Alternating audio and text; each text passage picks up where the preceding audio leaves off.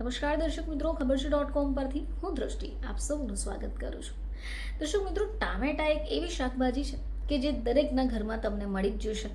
હવે આ ટામેટાનો ઉપયોગ આપણે ઘણી બધી પ્રકારે કરતા હોય છે. શાકભાજી તરીકે, સૂપ તરીકે, સલાડ તરીકે અને ઘણા બધા લોકો પોતાની ત્વચાની સુંદરતા માટે પણ એનો ઉપયોગમાં લેતા હોય છે. હવે આ ઋતુની અંદર ટામેટાના ભાવ પણ આસમાને જતા વાર નહીં લાગે. જો તમારી આસપાસ ટામેટા સસ્તા મળતા હોય અને તમે એને સ્ટોર કરવા ઈચ્છતા હો તો તમે કરી શકો, પરંતુ આના માટે તમારે જાણવું પડશે કે ટામેટાને સ્ટોર કઈ રીતે કરી શકાય. હા, તો આ ટામેટા એક એવી શાકભાજી છે કે જો યોગ્ય રીતે તમે સ્ટોર ન કરો તો તે સડી જાય. હવે મોટાભાગના ઘરોમાં આખા અઠવાડિયામાં શાકભાજી તો આવી જ જતી હોય છે. હવે લોકો એને ફ્રીજમાં અથવા અમુક લોકો બહાર સ્ટોર કરતા હોય છે.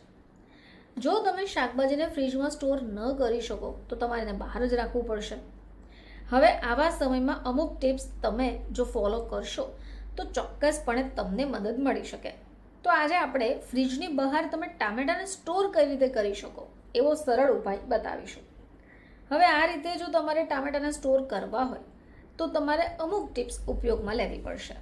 આ પદ્ધતિથી જો તમે ટામેટાને સ્ટોર કરવા ઈચ્છો છો તો 10 દિવસ સુધી તમે એને તાજા રાખી જ શકશો. હવે આ જે ટ્રીક છે એ પ્રખ્યાત શેફ પંકજ ભદૌરિયાએ શેર કરી છે. તો ચાલો જાણી લઈએ કે પંકજે શું કહ્યું છે.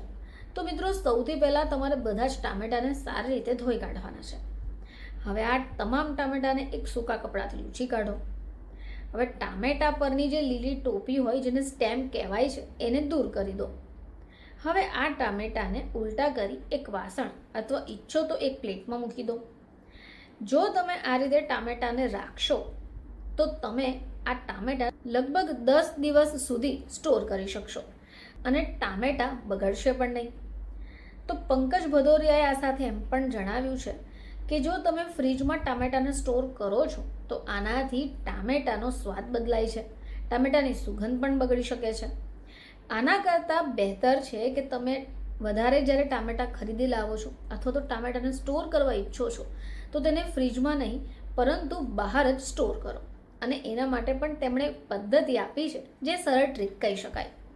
આવી રીતે જો તમે ટામેટાને સ્ટોર કરો છો તો ટામેટાનો સ્વાદ પણ જળવાઈ રહેશે અને ઝડપથી પાકશે પણ નહીં અને આ ટામેટા સડવાથી પણ બચી શકશે.